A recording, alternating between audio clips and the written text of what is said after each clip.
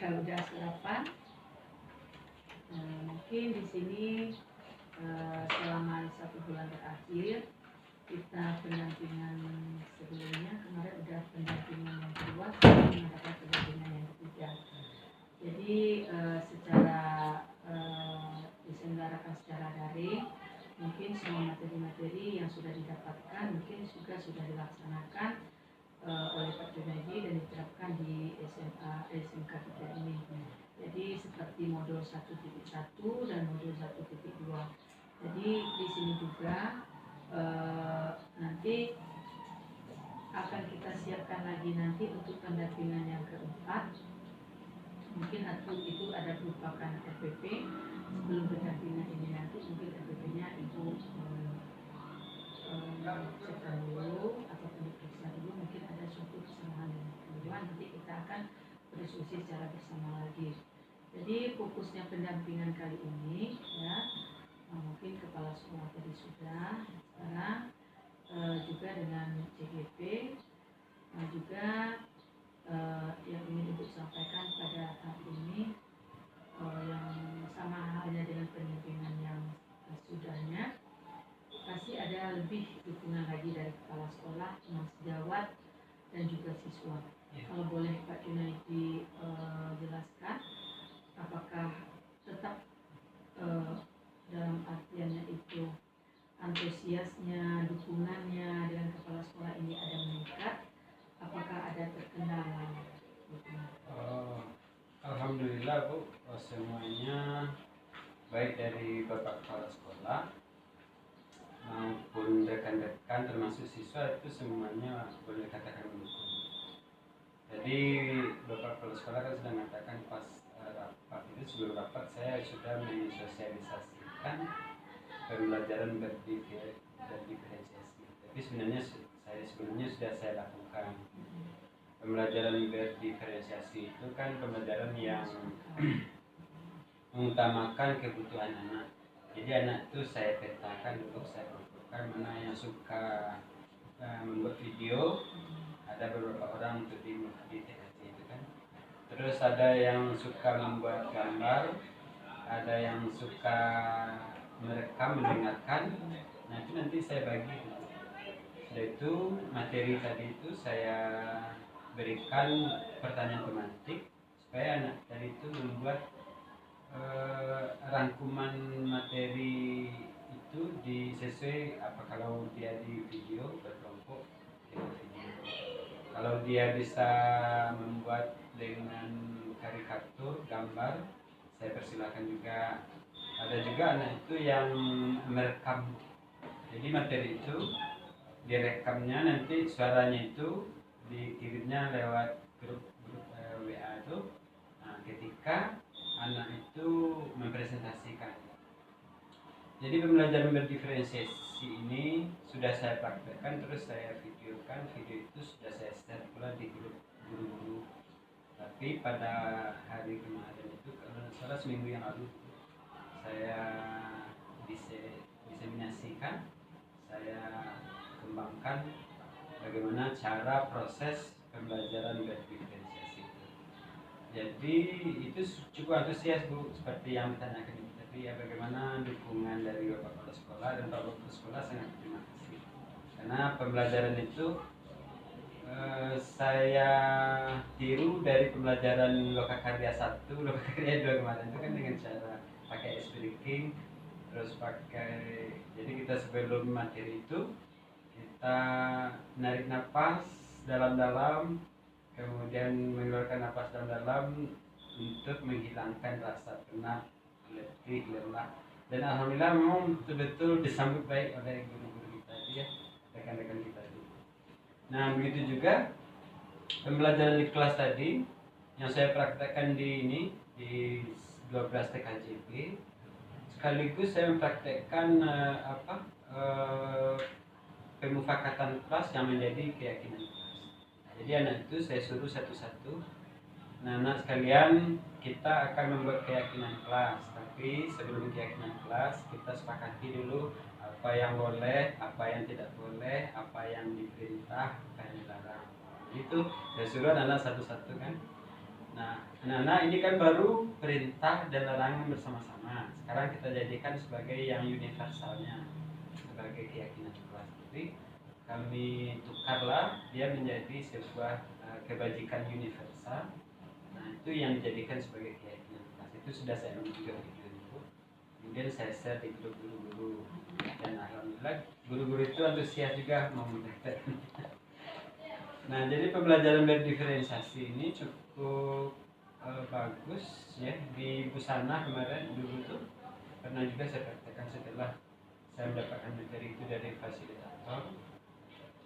Saya praktekkan di Busana itu karena mereka itu kan jurusan Busana. Jadi mereka lebih banyak membuat pola-pola. Akhirnya pola itu jadikannya sketch.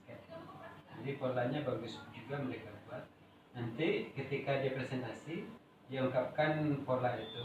Memang di foto terus di set di grup. Nanti di presentasinya dia mempresentasikan apa yang dibuat pola tadi itu, sketch tadi itu.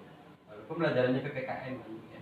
Jadi memang pembelajaran berdiferensiasi itu betul-betul menggembirakan ya, karena memang sesuai dengan kebutuhan anak, sesuai dengan hobinya, sesuai dengan minatnya. Cuman nanti dia integrasikan dengan PPKN karena jurusan saya kan PPKN ya.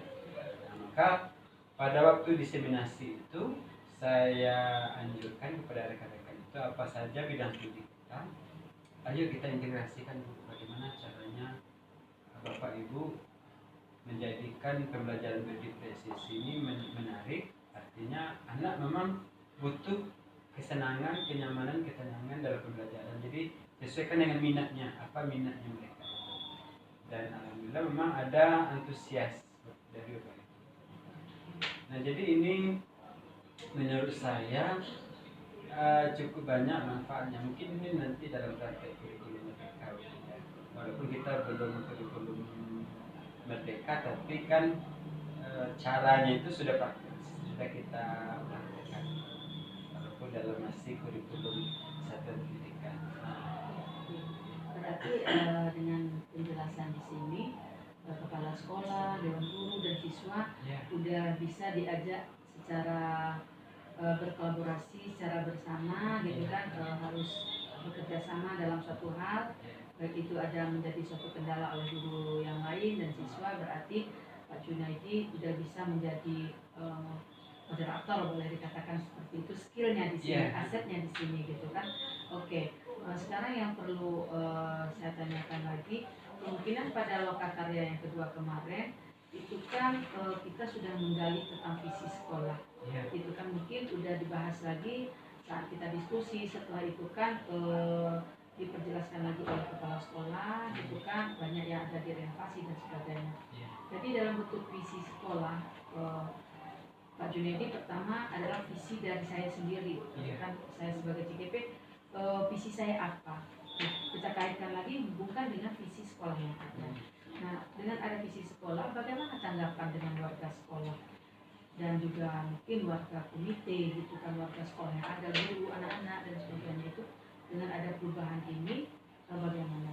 Nah, perlu Ibu jelaskan lagi juga, kemarin itu kan nggak salah itu ada membahas tentang lingkungan gitu kan.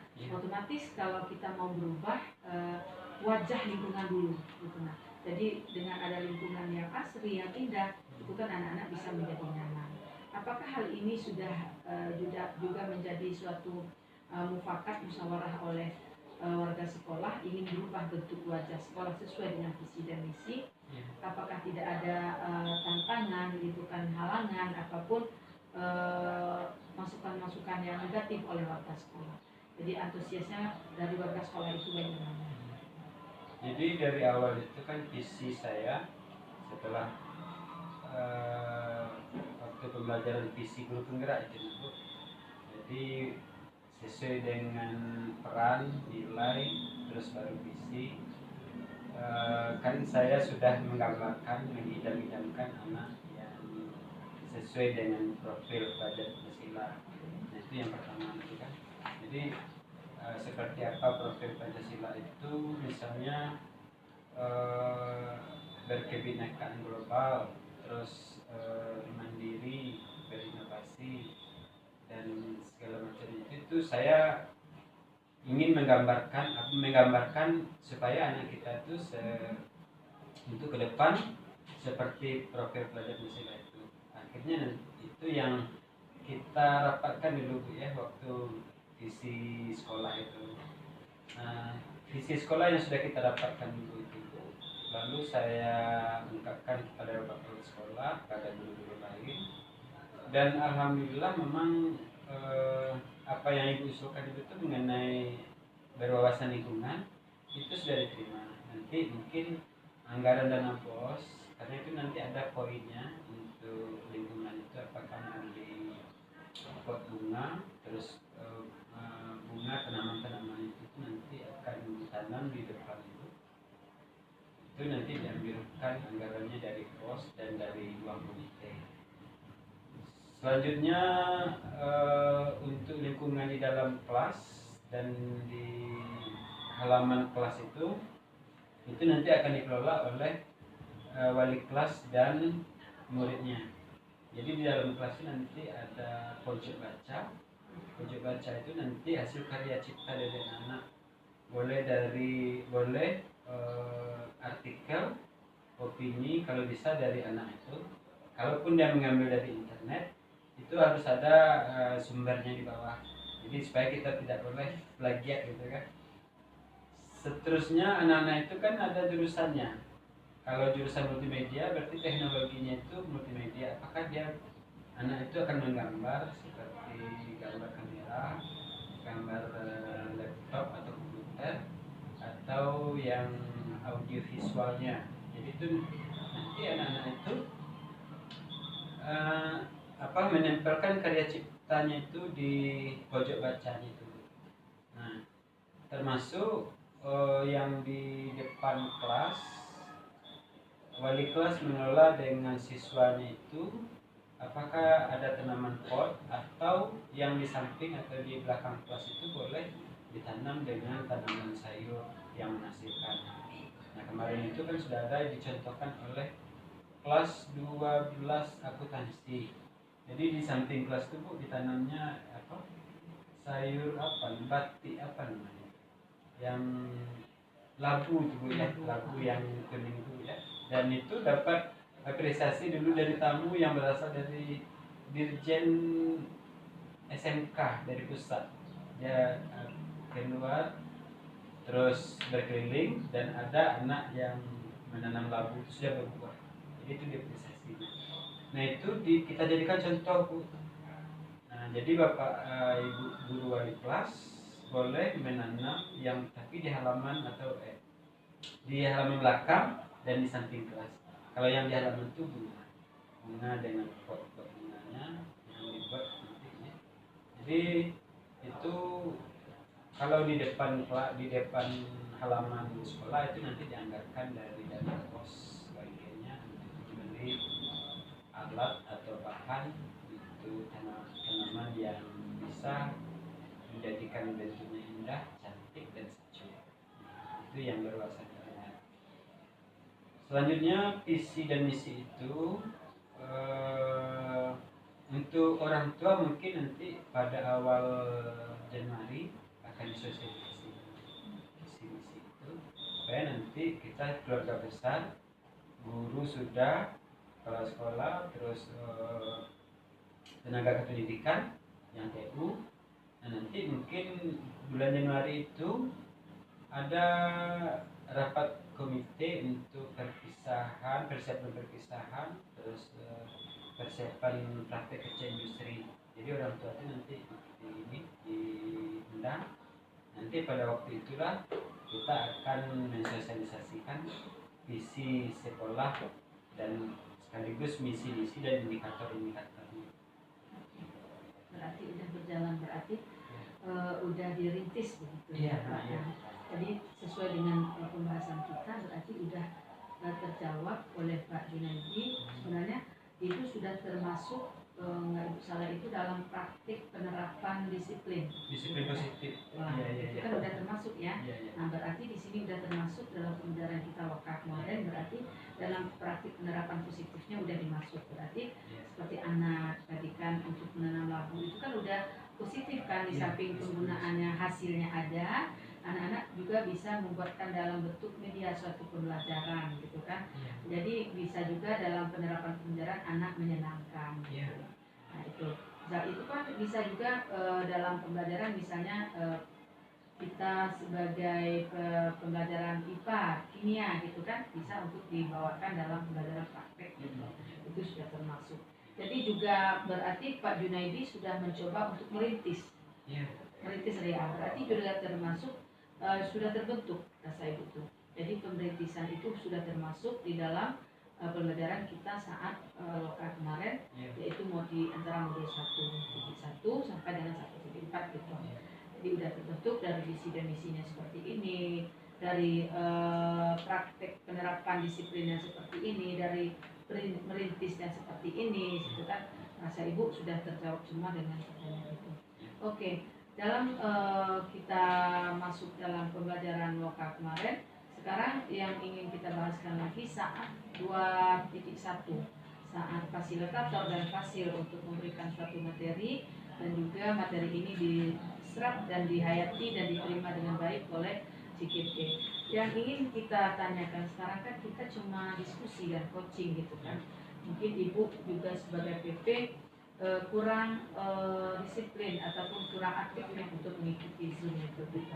Jadi dalam modul 2.1 itu tentang sosial emosional.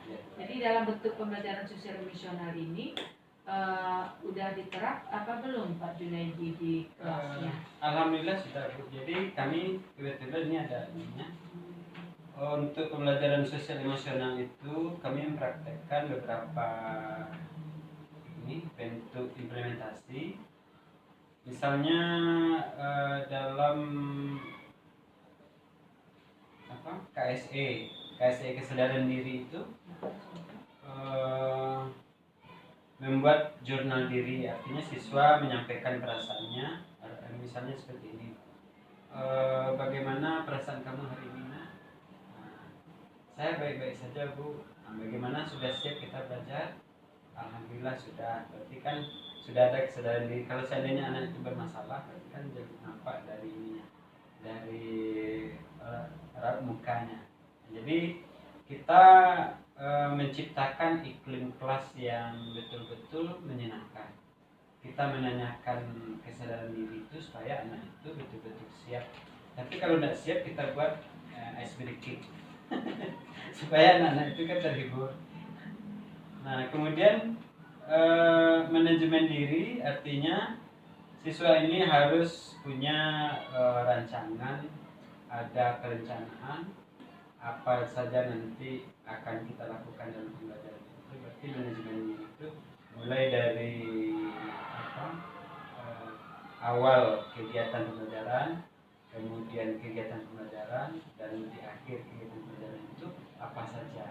Karena ini adalah KSE, berarti hubungan saya dengan guru dengan murid dan murid dengan murid itu cukup bagus, ada relasinya yang bagus. Itu di manajemen, di manage, diatur mulai dari awal itu supaya anak-anak itu sudah ada motivasinya. Bagaimana memotivasi anak itu punya inisiatif. Jadi kita kan pembelajaran berdiferensiasi harus kita padukan dengan